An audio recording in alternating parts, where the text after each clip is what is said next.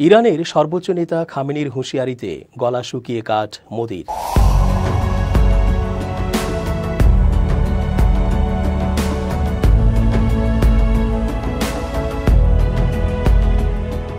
আসসালামু আলাইকুম প্রিয় দর্শক, আশা করছি ভালো আছেন। চেঞ্জ টিভির আন্তর্জাতিক চোখ অনুষ্ঠানে আমি এস জি রতন স্বাগত জানাচ্ছি আপনাদের সকলকে। বিশ্লেষকরা বারবার সতর্ক করছিলেন, এখনও করছেন। তারা জানাচ্ছেন, মোদি অন্য দেশের হিন্দু সংখ্যালঘুদের নিয়ে যে উদ্বেগের কথা বলেন, হিন্দুদের স্বার্থ রক্ষার্থে চাপ দেন, পরামর্শ দেন, অথচ তার নিজের দেশে সংখ্যালঘু মুসলিমরা যে নির্মম নির্যাতনের শিকার হচ্ছেন তার দিকে খেয়াল নেই। বরং মোদির সরকার ইচ্ছে করেই পেশিশক্তি ও আইন আদালত ব্যবহার করে মুসলমানদের হত্যা করছে এবং মসজিদ মাদ্রাসাগুলোকে ধ্বংস করে দিচ্ছে। এই অবস্থায় বাংলাদেশ থেকে শুধু মোদির ওপর চাপ অব্যাহত নেই, এবার ইরানের পক্ষ থেকেও আসলো হুঁশিয়ারি। এমনিতেই নানা ইস্যুতে মোদির অবস্থা গুরুচরণ, তার উপর ইরানের হঠাৎ এই কঠোর মন্তব্যে নড়ে চড়ে বসেছে মোদি প্রশাসন। যে ইরান ইসরায়েলের বিরুদ্ধে তথা পুরো পশ্চিমা মোড়লদের বিরুদ্ধে একাই লড়ছে, সেই ইরান যখন মোদির রাষ্ট্র ভারতকে শাসায়, তখন মোদির মতো ভীরু কলিজার নেতা কি করে তা সহজভাবে নেয়? তবে ভারতের সংখ্যালঘু সম্প্রদায় নিয়ে ইরানের সর্বোচ্চ নেতা আয়াতুল্লাহ আলী খামেনির মন্তব্যের দুর্বলতম নিন্দা ব্যক্ত করেছে নয়াদিল্লি। কারণ এর চেয়ে ভয়ানকভাবে উত্তর দিলে ভারতের পরিণতি খুব খারাপ হতে পারে বলে তাদের ধারণা। সোমবার ভারতের পররাষ্ট্র মন্ত্রণালয়ের মুখপাত্র রণধীর জয়সওয়াল এই প্রতিক্রিয়া জানিয়েছেন। তিনি বলেছেন, ভারতের সংখ্যালঘুদের নিয়ে ইরানের সর্বোচ্চ নেতা যে মন্তব্য করেছেন তার নিন্দা জানাই আমরা। এগুলো ভুল তথ্য এবং অগ্রহণযোগ্য। রণধীর জয়সওয়াল বলেন, যেসব দেশ সংখ্যালঘুদের নিয়ে কথা বলছে, পরামর্শ দিচ্ছি তারা যেন অন্যদের নিয়ে পর্যবেক্ষণ দেওয়ার আগে নিজেদের কর্মকাণ্ডের দিকে নজর দেয়। এর আগে সোমবারই ইরানের রাজধানী তেহরানে ধর্মীয় নেতাদের একটি সমাবেশে হুঁশিয়ারিমূলক বক্তব্য দেন খামেনি। সেখানে তিনি ফিলিস্তিনের গাজা, ভারত ও মিয়ানমারে মুসলিমদের দুর্দশা নিয়ে কথা বলেন। পরে ওই বক্তব্যের অংশ খামেনির এক্স অ্যাকাউন্টেও প্রকাশ করা হয়। এক্সে খামেনির ওই পোস্টে বলা হয়, মিয়ানমার, গাজা, ভারত অথবা অন্য কোনো স্থানে মুসলিমরা যে দুর্দশার মধ্যে রয়েছে তার প্রতি যদি অমনোযোগী হয়ে পড়ি, তাহলে আমরা নিজেদের মুসলিম হিসেবে বিবেচনা করতে পারব না। বছরখানেক আগের এক আলোচনায় ভারতে ধর্মীয় বৈষম্যের অস্তিত্ব অস্বীকার করেছেন দেশটির প্রধানমন্ত্রী নরেন্দ্র মোদি। তার দাবি, তার সরকারের অধীনে ভারতের সংখ্যালঘুদের প্রতি কোনো বৈষম্য করা হয় না।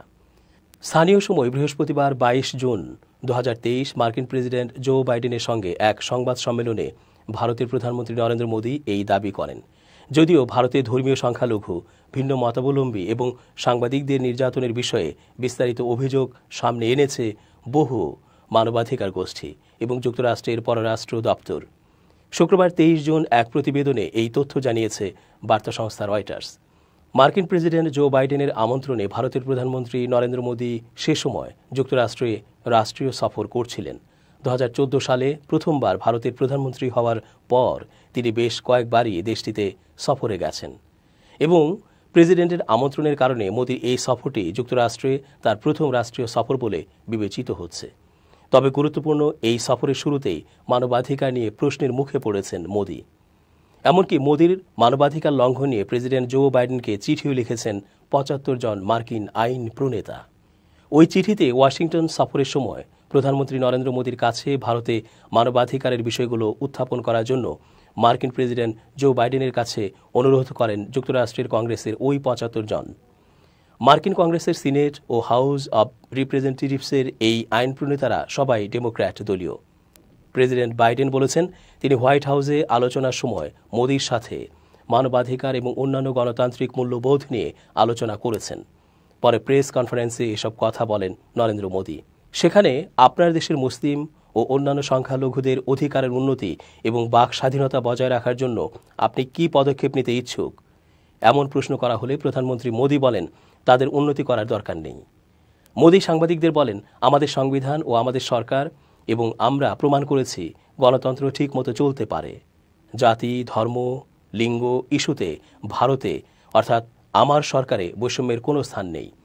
রয়টার্স বলছে, মানবাধিকার এবং ধর্মীয় স্বাধীনতা সম্পর্কিত প্রতিবেদনে মার্কিন স্টেট ডিপার্টমেন্ট ভারতে মুসলমান, হিন্দু দলিত, খ্রিস্টান এবং অন্যান্য ধর্মীয় সংখ্যালঘুদের প্রতি আচরণের বিষয়ে উদ্বেগ প্রকাশ করেছে এবং দেশটির সাংবাদিকদের ওপর নির্যাতনের বিষয়টি সামনে এনেছে।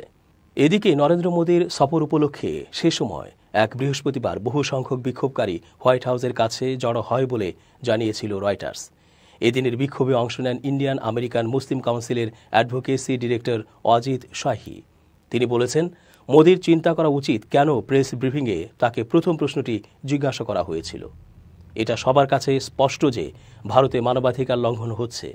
ভারতীয় সংখ্যালঘুদের ওপর হামলার বিষয়গুলো পর্যবেক্ষণ করে হিন্দুত্ব ওয়াচ নামে একটি গ্রুপ। এই গ্রুপের প্রতিষ্ঠাতা রাকিব হামিদ নায়েক বলেছেন, মোদীর মন্তব্য তার সরকারের অধীনে কোনো ধর্মীয় বৈষম্য নেই, সম্পূর্ণ মিথ্যা। ভারত ধর্মীয় সংখ্যালঘুদের জন্য একটি কালো গহ্বরে পরিণত হয়েছে। 2014 সালে ভারতের প্রধানমন্ত্রী হওয়ার পর থেকে নরেন্দ্র মোদী 5 বার যুক্তরাষ্ট্রে গিয়েছেন, কিন্তু পূর্ণাঙ্গ কূটনৈতিক মর্যাদার সাথে এই সফরটিই হচ্ছে যুক্তরাষ্ট্রে মোদীর প্রথম রাষ্ট্রীয় সফর। যদিও মোদীর হিন্দু জাতীয়তাবাদী দল ভারতীয় জনতা পার্টির অধীনে মানবাধিকার পরিস্থিতির অবনতি হচ্ছে বলে উদ্বেগ রয়েছে।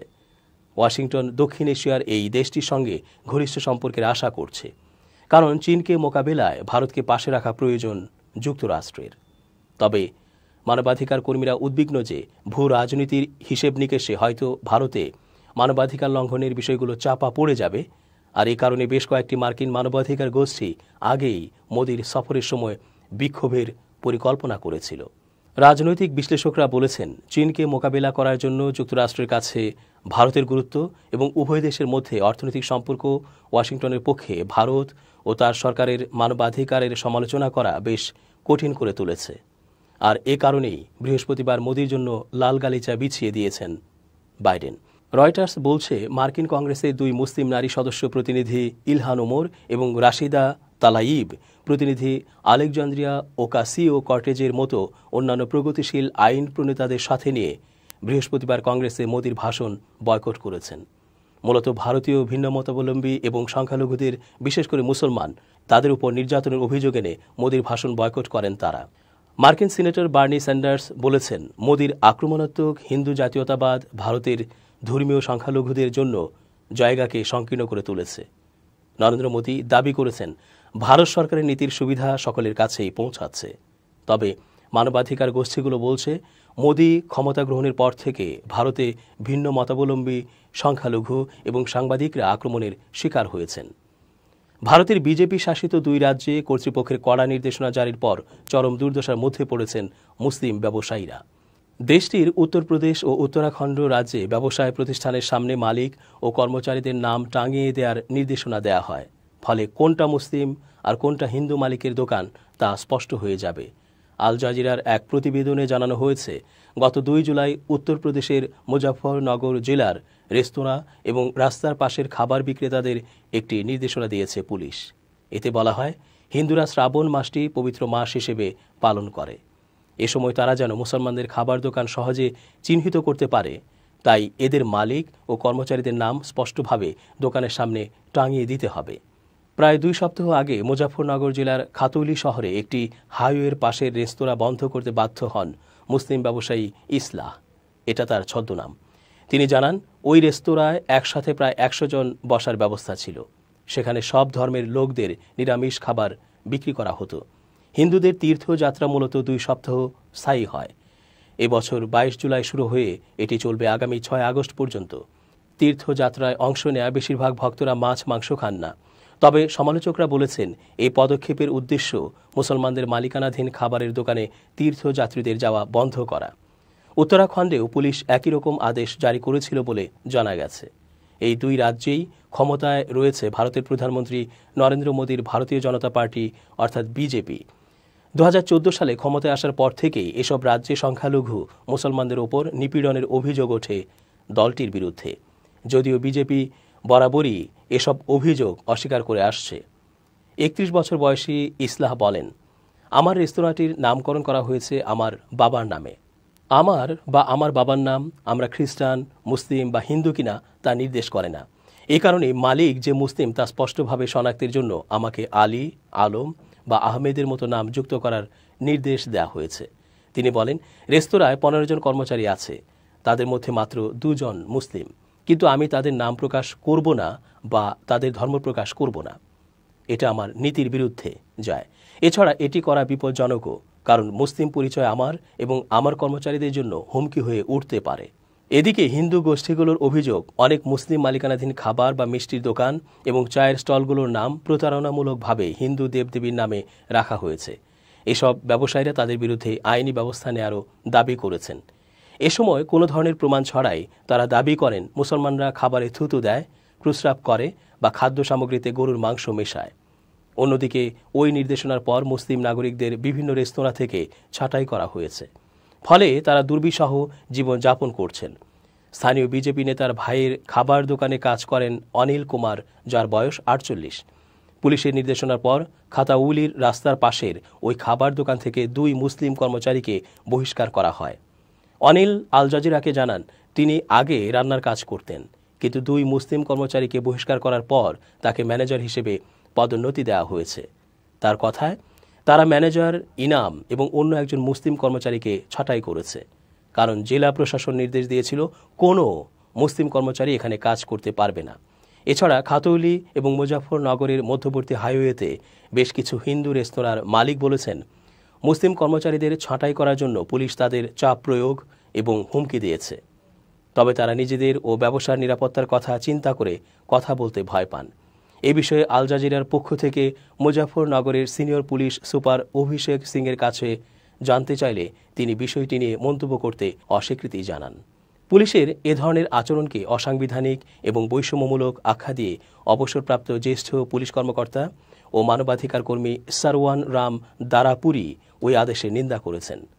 তিনি বলেন, এই পদক্ষেপটি মুসলিম নাগরিকদের মৌলিক অধিকার লঙ্ঘন করেছে, পাশাপাশি কার্যকরভাবে সংখ্যালঘু সম্প্রদায়ের অর্থনৈতিক অবরোধের লক্ষ্যে এই নির্দেশনা বলেও মন্তব্য করেন তিনি। দর্শক, আজকের মতো শেষ করছি এখানেই। নিরাপদে থাকুন।